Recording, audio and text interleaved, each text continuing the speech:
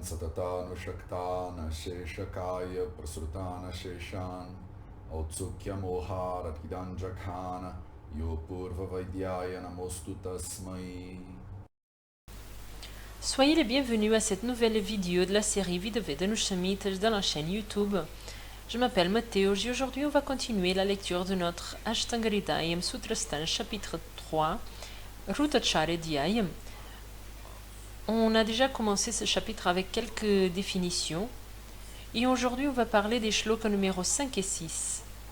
On va faire un petit peu de la fin du shloka 4 aussi, mais fondamentalement on va faire 5 et 6. Et voici ce qu'ils disent. Rutavo Dakshinayanam Varshadayo Visargascha Yadbalam Visrujatyayam Saumyatvadatra Somohi Balavan Hiyate Ravihi Megha Vrashtyani Lashita Shantatape Mahitale Snigdhasche Hamla Lavana Madhura Balinor Saha. Donc dans notre rencontre dernière, on a commencé à voir la Rutacharya et on a vu quelques concepts. On a fait cette exploration de concepts et de caractéristiques. Donc le but de ce chapitre, c'est de Rutacharya Dhyayam, c'est justement de faire le parallélisme avec le chapitre 2 de Dinacharya Dhyayam, qui sont les choses qu'on doit faire tous les jours. Ici, c'est les choses qu'on doit faire en fonction des saisons. Donc si on a vu qu'il y a une période dans laquelle le soleil va cheminer, il va faire son chemin vers le nord, on a vu quelques caractéristiques.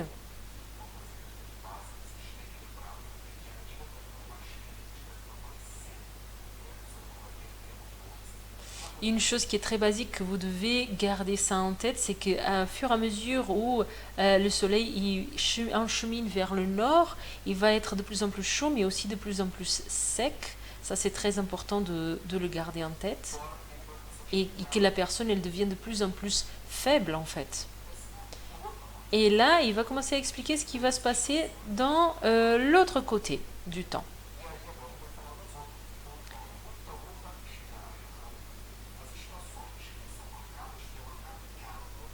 Donc là, il va parler des trois saisons qui vont être présentes pendant que le soleil il s'enchemine vers le sud.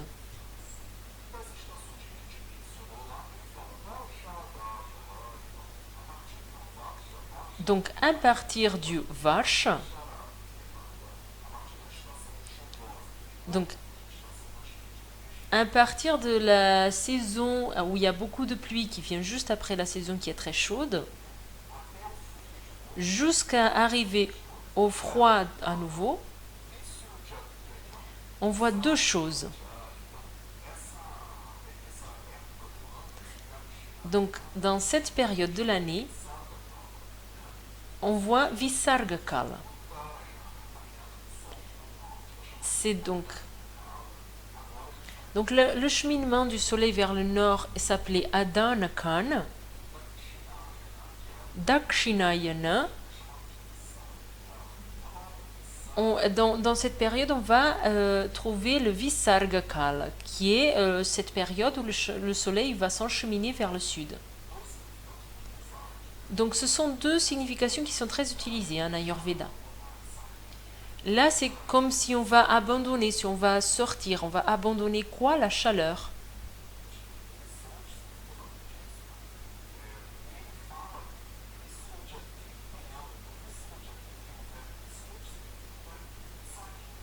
Visruch signifie justement ça, que ça va sortir. Donc, étymologiquement, dans le sanskrit, c'est exactement ça que ça veut dire.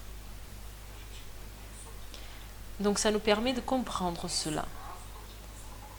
Dans ce cas, dans l'utilisation du mot visarga, on comprend que le soleil s'en va. Et le soleil, il commence à partir. Donc le soleil, il redonne un peu l'énergie aux personnes. Donc, le mot visarga ici, il est utilisé dans ce sens, que l'être humain, il reprend sa force. Donc, si pendant la période de plus de chaleur, l'être humain, il perd sa force, là, maintenant, plus on s'enchemine vers le froid, plus l'être humain, il va reprendre sa force. Dans les saisons de froid, donc.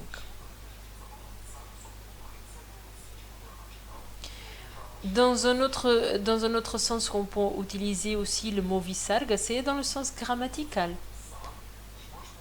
C'est les deux petits points qu'on voit. Ça, c'est aussi ce qu'on appelle un visarga. Le mot visarga signifie aussi parler, dire. Et donc, quand on voit ces deux petits points, le visarga là, il veut dire qu'on va répéter ce mot. Je vous explique ça parce que vous risquez d'être confondu, parce que je vous ai déjà parlé de visarga dans un autre contexte complètement différent et vous pouvez être complètement confondu. Donc là, je voulais vous expliquer cet autre sens. C'est pas le sens grammatical que je vais vous transmettre ici. Donc maintenant, on va voir donc, ces 3 saisons qui se passent pendant que le soleil il va partir vers le sud et pendant que l'être humain il va récupérer sa force.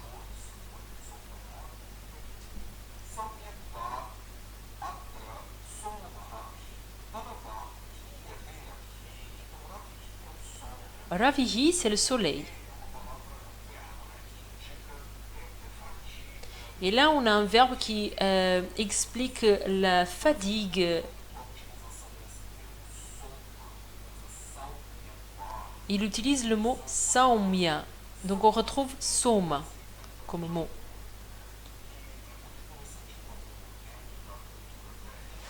On retrouve ça, c'est très intéressant, dans la culture védique. On a toujours cette dualité du soleil avec la lune. Sauma, c'est la lune. On retrouve l'intensité, le fait de pénétrer. Et la lune, elle est l'opposé. On retrouve dans la lune tout ce qui est subtil, tout ce qui est plus froid. Donc c'est tout le contraire des choses qu'on retrouve dans le soleil.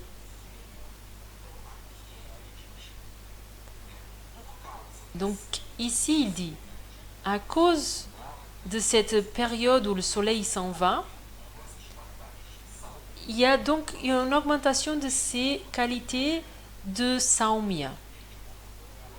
On augmente un petit peu cette quantité de gras, la quantité de froid. Et ça augmente la force de la lune. Donc toutes ces propriétés, on va retrouver dans cette notion de qu'on enchemine vers une notion avec des caractéristiques qui sont plus liées à la lune.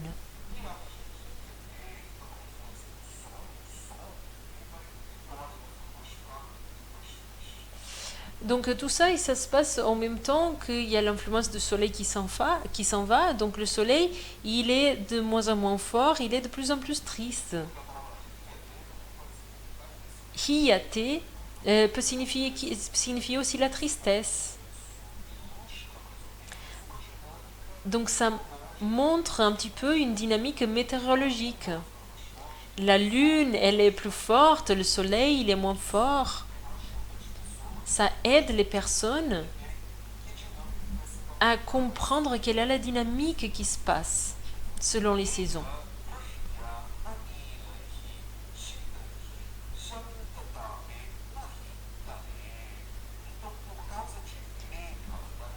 Donc, à cause de méga, les nuages, vrushta, la pluie, anilaha, le vent, shitaha, le froid.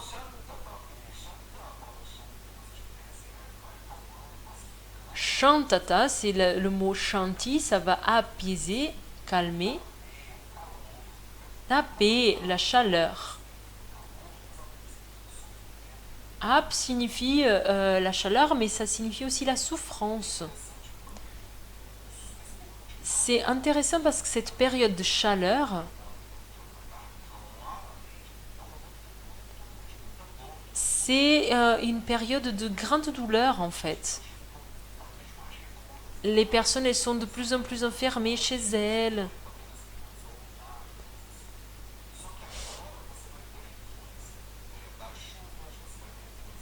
Donc l'influence de la chaleur, c'est quelque chose qui cause de la souffrance. Mais maintenant, on va voir l'influence des pluies, du vent, du froid. Et ça, tout ça, ça va diminuer la chaleur et cette souffrance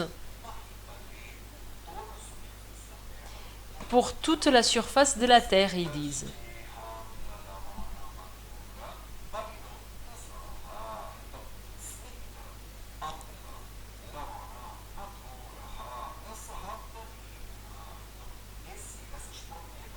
Donc ces propriétés vont être de plus en plus fortes. Les dernières, là, il vient de lire en sanskrit les 2 dernières phrases, et va encore expliquer les significations, mais il s'agit des caractéristiques qu'on a déjà vues auparavant dans nos textes, et ça, c'est les caractéristiques qui vont se manifester plus. Donc on voit un parallélisme qui est très clair avec le shloka précédent de la semaine dernière. Donc on est en train de voir quelles sont les choses qui vont être prédominantes. Donc snigda. Snigda, c'est tout ce qui est un peu gras. Amla, qui est là, c'est la saveur aigre. Lavana, c'est le goût salé. Madura, le sucré. Donc rasaha, ces goûts-là, ils vont prédominer. Rasaha.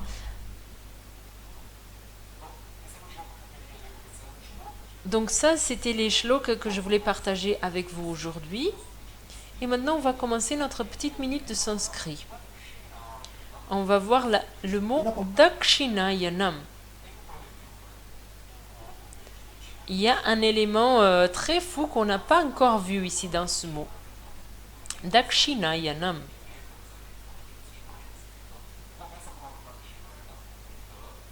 Ça commence avec un D, un D Holland, plus un E petit. Et après, on voit cette lettre spéciale. Et cette lettre spéciale, elle indique la jonction de 2 lettres. C'est ça que ça fait quand il y a 2 consonantes qui se rejoignent.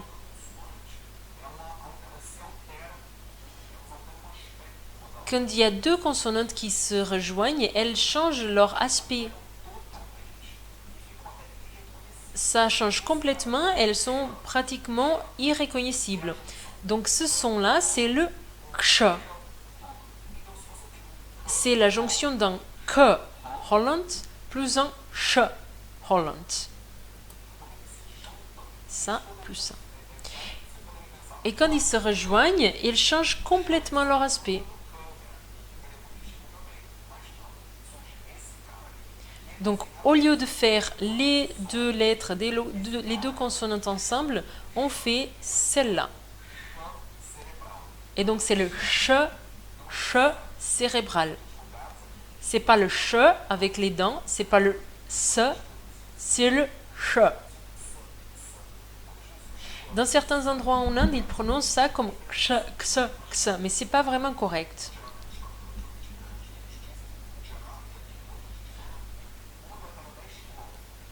Au Gujarat, il y a un endroit qui parle dans l'endroit où Mathéos vit. Ils ont un accent qui change tout le temps, donc ils ne prononcent pas forcément comme c'est dans le sanskrit. Celui-là, on le prononce comme un ksh, ksh.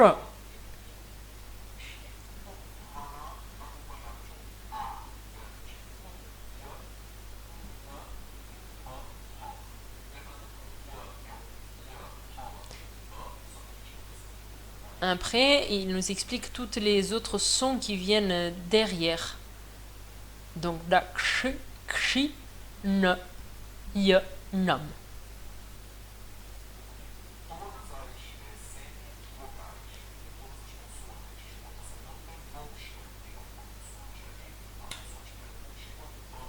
toutes les semi-voyelles, comme je vous ai déjà expliqué auparavant, s'il n'y a pas une voyelle qui vient derrière, et la voyelle qu'on assume qui est derrière, c'est le E. Et c'est pour ça qu'on dit toujours yanam. On a déjà vu ça. Donc ce mot Dakshinayanam, c'est le mot qu'on voulait voir aujourd'hui. Donc le soleil, quand il s'enchemine vers le sud, il va redonner à nouveau la force au corps de la personne. Et dans ce cheminement, on va voir les caractéristiques plus saumya, plus lunaire, donc la fraîcheur, la froideur, la subtilité, la douceur, ce qui est un petit peu opposé à tout ce qu'on a vu dans le shloka précédent. Et donc ça nous donne la première idée sur Rutacharya, et sur ça on va continuer à s'approfondir. Merci beaucoup de m'avoir écouté cette vidéo et je vous dis à la semaine prochaine. Merci.